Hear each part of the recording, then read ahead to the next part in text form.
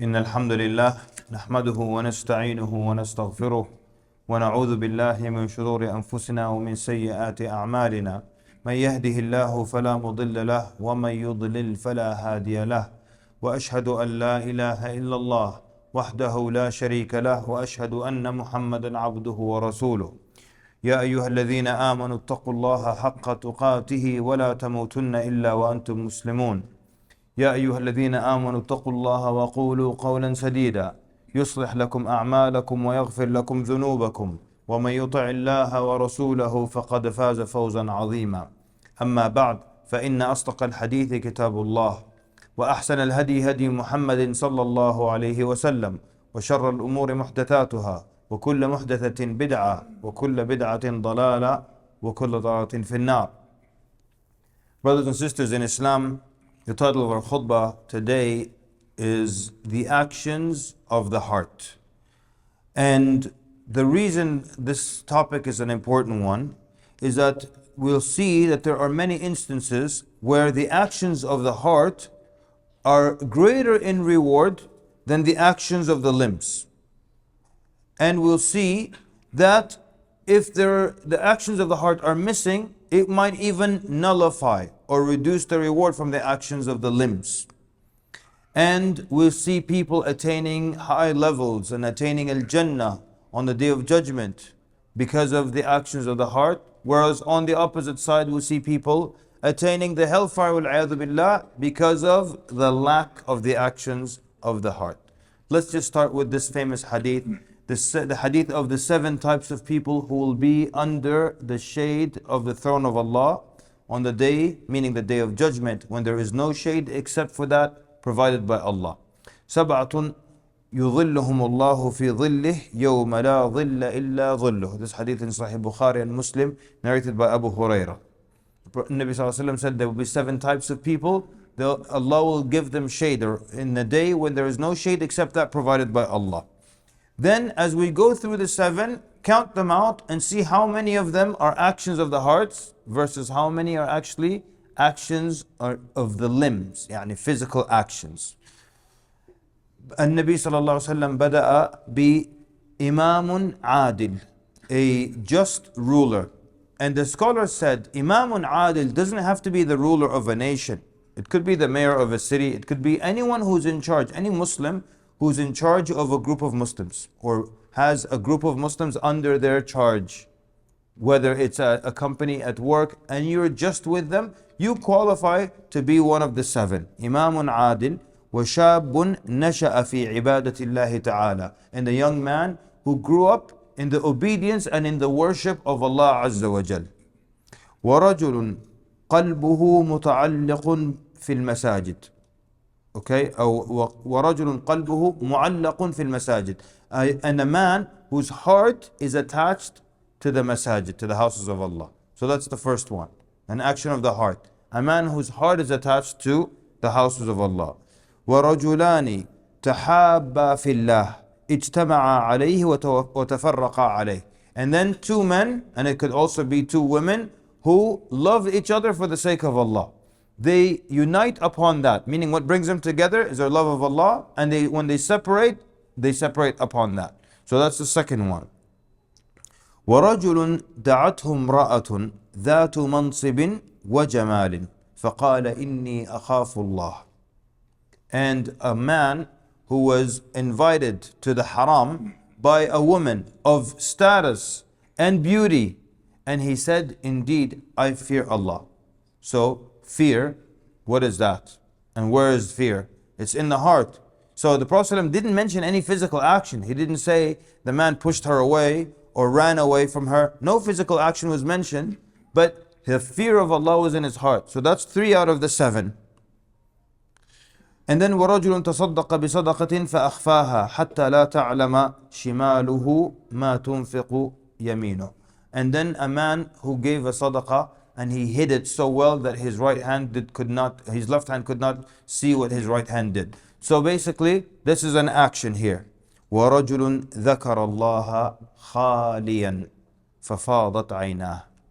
And a man who mentioned Allah while he was alone, meaning he's sincere, he's not showing off to anyone, so tears overflowed. His eyes were overflowed with tears. So 4 out of the 7 types of people who will get shade on a day when there is no shade, 4 of them were actions of the heart, and only 3 of them were actual actions, physical actions or actions of the limbs. So the actions of the heart can be greater in reward and they can be greater in status in Islam. Not only that, but the scholars mention that if the heart is not involved, then even the actions of the limbs can be rendered useless or nullified. Meaning, look at the example of prayer.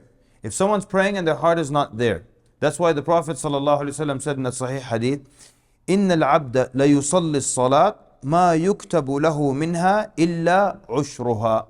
That indeed a servant will pray a prayer and nothing, meaning no reward will be written for him except 1/10. Yani he will get 1/10 of the reward. Then the hadith continues, تُسْعُهَا, and then ثُمْنَهَا, it's a 9th of it in reward, or an 8th in reward, or a 7th in reward, or a 6th in reward. And then it says, or half in reward. So that means that based on how much your heart is present, how much you're focusing, how much you're paying attention, you get the reward of your prayer. In another Sahih Hadith, the Nabi ﷺ said, لَيْسَ لِلْإِنسَانِ مِنْ صَلَاتِهِ إِلَّا مَا عَقِلَ مِنْهَا. He said, it is not for, meaning the reward. There's no reward for the person of their salah except what they're conscious of, what they're aware of. And their mind is drifting somewhere else, they get less and less reward. Look at the example of fasting. Someone, let's say, has to drive to Dallas, be there by Maghrib. He woke up extremely late, jumped in his car, starts driving, never stopped. When he arrived in Dallas, it was Maghrib time. So then he realized he never ate or drank anything. He was in the car the whole time. So he said, okay, inni sa'im. So the scholars agreed, this is not valid. He can't do so. So it's not a valid fast. But what's interesting is that if you look at it physically or through the limbs, his fast was absolutely perfect with not a single flaw in it. He never consumed anything, never drank anything. So as far as physically, he absolutely was fasting. But unanimously the scholars say he wasn't fasting. Why? Because he didn't involve an action of the heart, the intention. And where is the place of the intention? It's in the heart. So even a physical action or a physical act of worship can either be nullified or reduced in reward if the heart is not involved. This is just to stress the importance of the actions of the heart. Not only that, from the famous hadith, we know that is mentioned in Sahih Muslim, that the Prophet ﷺ mentioned that the first 3 people that will be thrown into the hellfire. And Nabi ﷺ said, إن أول الناس يقضى يوم القيامة عليه رجل استشهد. The first people to be thrown to the hellfire, a man who was martyred. So Allah subhanahu wa ta'ala brings him, and then Allah will mention His blessings upon him. Did I not give you good health? Did I not give you courage? Did I not make you a situation where you can go out to jihad? And then the man will say yes. So then he will say, what did you do with what I gave you? He said, قَاتَلْتُ فِيكَ حَتَّى اسْتُشْهِدْ. So I fought in your sake until I was martyred. And Allah subhanahu wa ta'ala will tell him, كَذَبْت, you have lied. And you only did that, so they will say, Jari, they'll say that you're courageous, they'll say that you're brave. وَقَدْ قِيلْ. And you only did it so people would say that you're brave, and you got what you wanted. People said you were brave. So he wasn't doing it for the sake of Allah. His heart wasn't in the right place. So what happens? So the Prophet ﷺ says, then the angels, he was commanded, and the angels dragged him on his face and they threw him into the hellfire. Wal-'iyadu billah. Then the second person is a person, and the righteous for centuries were always afraid of this narration, because they brought a man who was learned, and he also memorized the Quran, and he was a qari, and he was brought forth, and Allah subhanahu wa ta'ala mentions all His blessings upon that man.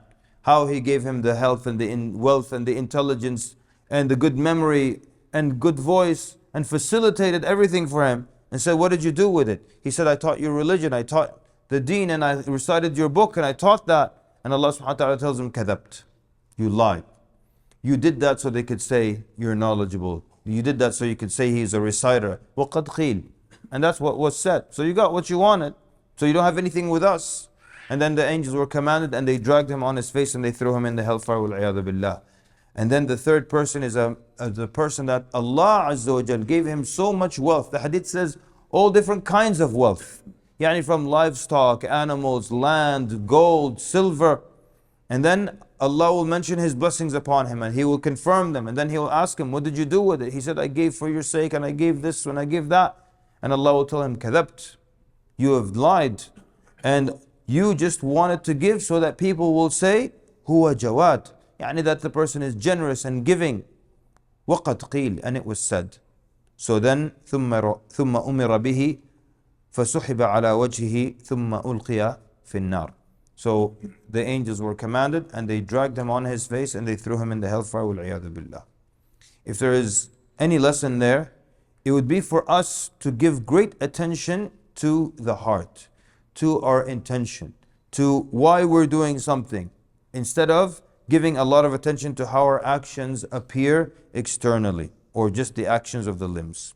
The offenses of the heart are so serious, they can consume and even destroy an individual. And there's so many ailments of the heart. Let's just look at one. Just look at hasad, jealousy and envy. Jealousy and envy.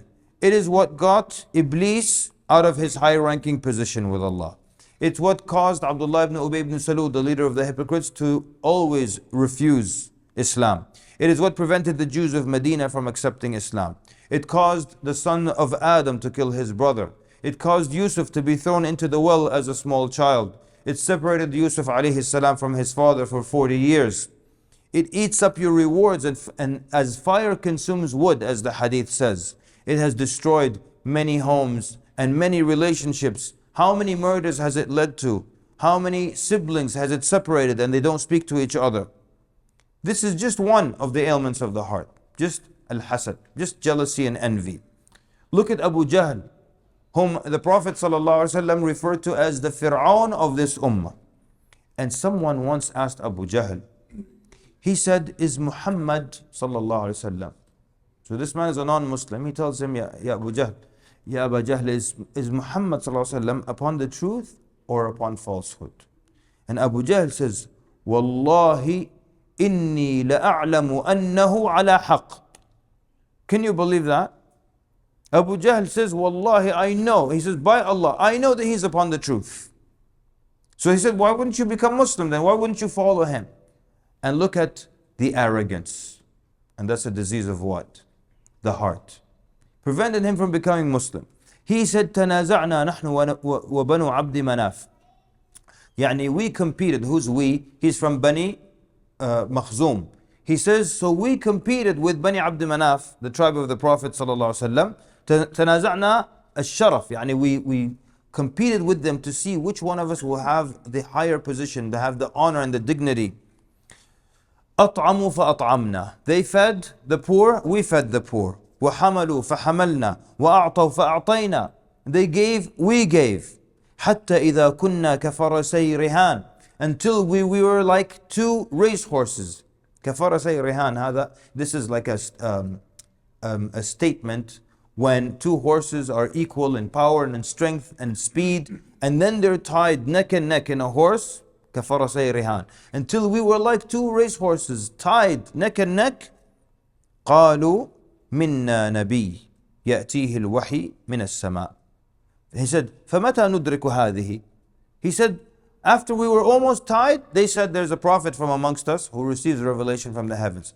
He said, how can we ever match that? Yeah, it's not like we can have a meeting and say, okay, one of you be a Nabi and get revelation from the heavens. He said, they beat us. So as a result of that, what? وَاللَّهِ لَا نُؤْمِنُ بِهِ أَبَدًا وَلَا نُصَدِّقُهُ. He said, because of that, we will never believe in him and we will never believe him. It's the arrogance. It's the diseases of the heart. But it's also the sound heart that will get you the high levels of Jannah. This is a hadith narrated by dozens or like a dozen different narrators of hadith or in books. But basically, it's from Anas ibn Malik. He says, we were sitting with the Prophet ﷺ. And then the Prophet ﷺ said, we were in the masjid, the Prophet ﷺ said, يَطْلُعُ عَلَيْكُمُ الْآنِ رَجُلٌ مِّنْ أَهْلِ الْجَنَّةِ. He says, in a little bit, a man from the people of Jannah is going to enter upon us. He said, then a man entered, and he described him. He wasn't of the well-known of the companions. He said his beard was still dripping water, yani he just made wudu, and he was holding his slippers in his left hand. And then when the next day came, the Prophet ﷺ said the exact same thing. And the exact same man walked in moments later. And then the third day, the Prophet ﷺ said the exact same thing. And then that same man walked in moments later. So then he says, the narrator says, so then Abdullah ibn Amr ibn al-As, he was a young man. Abdullah ibn Amr ibn al-As wants to know, what is this man's secret that the Prophet ﷺ is saying is he's from the people of Al-Jannah. He said, so I went to him and I told him that I had some kind of fight with my father and he's a little angry, so can I stay with you for 3 nights just so he cools down and then I'll go back home. And he says, I just wanted to know what his secret was. So he says, the first night, I just saw him, he's expecting what? You always think that you're expecting actions of the limbs, that he will pray the entire night and wake up fasting the whole day, and this actions of the limbs. He said at night, I didn't notice anything from him. He didn't get up at all. The only thing I did notice is that he always spoke well, spoke good, didn't say anything bad. And whenever he turned on his bed, he mentioned Allah. And he will do that until Fajr comes, then we'll get up and just pray Fajr. I said maybe the first night he's tired, maybe tomorrow will be different. So the second night, nothing changed. Third night, nothing changed. So then I admitted to him, I said, I didn't have any quarrel or anything from my father, but the Prophet ﷺ said this about you 3 times, and I wanted to know that what your deed was. What is it that you did to make you earn Al-Jannah? So look at the purity of this man, radiallahu anhu, this companion. He said he couldn't figure anything out. He said, what you saw? He said, Ma huwa illa ma ra'ayt. What you saw from me, that's all I do. He didn't immediately say, oh, I'll tell you, but he didn't even know what it was. He said, so I left. Then he said, فَلَمَّا وَلَّيْتُ دَعَانِي فَقَالْ. So when I left, then he remembered something.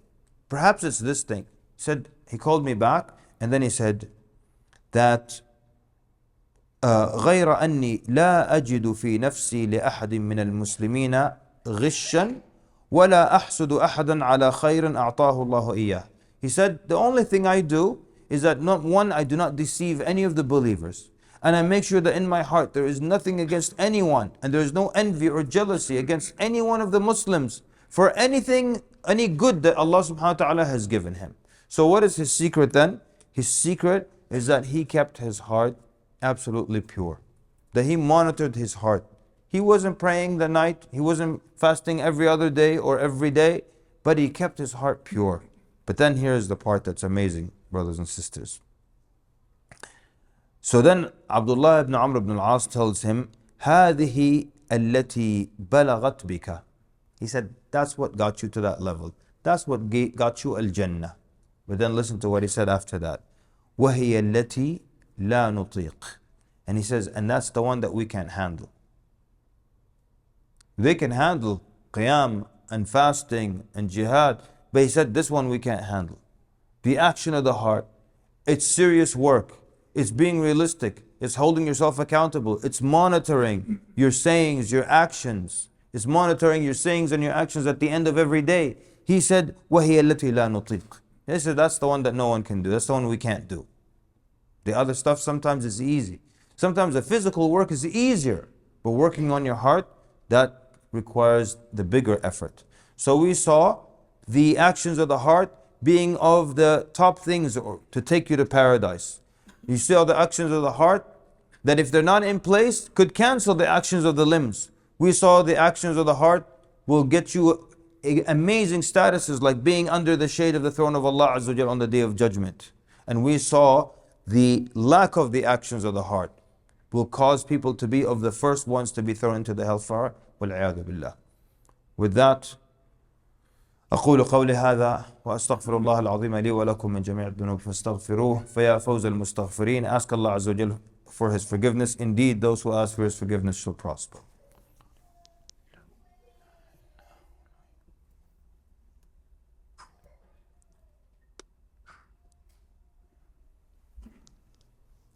Alhamdulillahi Rabbil Alameen, wassalatu wassalamu ala rasulih al-ameen, wa ala alihi wa sahbihi ajma'een, amma ba'd. So let's look at an example, and this is from the great scholar Abdullah ibn Mubarak rahimahullah, who was a contemporary of Imam Ahmad and many other great scholars. Imam Ahmad rahimahullah says about Abdullah ibn Mubarak, he said, أحبه الناس وما رأينا له كثير عمل. He said people loved him a lot, but we don't see a lot of action, a lot of worship from his end. Yani, people love Abdullah ibn Mubarak so much, but when we look and examine his life, we don't see that he fasts too much, or he prays too much, or he recites too much. Just normal. وما أظن ذلك إلا لخبيئة أو إلا بخبيئة بينه وبين الله. He says, and I think that that's only due to something hidden he has, a good deed, a secret hidden deed between him and Allah. What's interesting is that Abdullah ibn Mubarak, he was so loved by the people that one time during Hajj, the wife of the Khalifa, she is from an elevated area, she's looking at the crowds, and then she notices a huge mass of people, and then she notices a much larger mass of people. So she asked, what is that larger group of people? They said, that is Abdullah ibn Mubarak. He is coming to Hajj and people love him. So they're coming to him just to shake his hand and ask him to make dua for them and just give him salam, just coming to him and crowding around him. She said, what's the other large mass, the smaller one? They said, that's your husband, the Khalifa, with his soldiers and his ministers and his henchmen and his advisors and people who want something from him and people who love him. And it was a much smaller group. She said, هذا والله العز. She said, this is the true honor, what Abdullah ibn Mubarak has. So people loved him a lot. He used to go out of the city twice a year, once to Hajj and once to Jihad. And every time he left the city, the entire city, the schools, the market shut down and everyone walked him out to the outskirts of the city. So the question is, how did he attain all this love? You saw the scholars, they said, we looked at his actions, it's nothing. We didn't see an incredible amount of action. So what is the secret that caused so many people to love him? And one of his students said, I traveled with Abdullah ibn Mubarak. وَإِذَا صَلَاتُهُ كَصَلَاتِنَا. And when you travel with people, that's when you get to know them better and intimately. He said, I traveled with Abdullah ibn Mubarak and his prayer is just like our prayer. وَإِذَا تِلَاوَتُهُ كَتِلَاوَتِنَا. And his recitation of the Quran, meaning how much he reads of the Quran, is just like how much we read. وَإِذَا صَوْمُهُ كَصَوْمِنَا. And his fast is like our fast. It's nothing out of the ordinary, like maybe Mondays, Thursdays. So I continued to try during the journey to try to find out the difference between him and the rest of us. What makes him so special? He says, during the trip we entered at night into a dark room. And we stayed in the dark for a bit while someone went out to fetch some oil to put in the lamp and then light the lamp. So we stayed in the dark for a little bit. And when they lit up the room and the lamp, we saw that Abdullah ibn Mubarak, his beard was wet with his tears. And when the light came on, he started to quickly dry out and wipe his eyes so nobody would know that he was crying. So when we left afterwards, I asked him, I came to him and I said, I ask you by Allah, why did you cry when we were in the room? He said, don't ask me that question. He said, I asked you by Allah, what made you cry when we were in the room? He said, ذكرت ظلمة القبر. I remembered the darkness of the grave. فخشيت الله تعالى أن يجعلني ممن تظلم عليهم قبورهم. He said, I was afraid that Allah subhanahu wa ta'ala will make me from those whose graves will be dark upon them. فبكيت. So I cried. Muhammad ibn Wasi' rahimahullah, he said, أدركت أقواما إن رأس أحدهم يكون بجانب رأس امرأته على وسادة واحدة وقد بل ما تحت خده من دموعه وإن زوجته لا تدري عنه. He said, I met some people from the generations, the righteous people, that his head will be on the same cushion and the same pillow as his wife. And everything under his cheek is completely wet from his tears. And his wife has no idea what's going on. So at the end of the day, it's all about the heart. And it's upon us to always monitor our conditions of our heart, to make sure there's no hatred or jealousy or envy or any ill feeling towards any of the believers, and to make sure we nurture all the positive feelings of the heart, like tawakkul and taqwa and patience and truthfulness, all these, and to monitor ourselves and to monitor our behavior and to look at our actions and our sayings in an unbiased way, or to look at it objectively. So with that, we ask Allah Azza wa Jal to make us of those who recognize the truth and follow the best of it, and to make us of those who recognize falsehood as clear falsehood and abstain from it. Allahumma arina al-haqqa haqqan warzuqna ittiba'ah, wa arina al-batila batilan warzuqna ijtinabah. Allahumma ahdina fi man hadayt, wa afina fi man afayt, wa tawallana fi man tawallayt, wa barik lana fi ma a'tayt, wa qina sharra ma qadayt, innaka taqdi wa la yuqda alayk. اللهم اغفر لنا أجمعين، اللهم اغفر لنا أجمعين. اللهم انصر إخواننا في فلسطين، اللهم انصر إخواننا في السودان، اللهم احقن دماءهم واحفظ أرواحهم، اللهم ارفع عنهم البلاء، اللهم ارفع عنهم البلاء. اللهم أبرم لأمة الإسلام أمرا رشدا يعز فيه أهل طاعتك ويهدى فيه أهل معصيتك، ويؤمر فيه بالمعروف وينهى فيه عن المنكر يا سميع الدعاء. وصلى اللهم وبارك على مبعوث رحمة للعالمين وعلى آله وصحبه أجمعين. وقوموا إلى صلاتكم يرحمكم الله.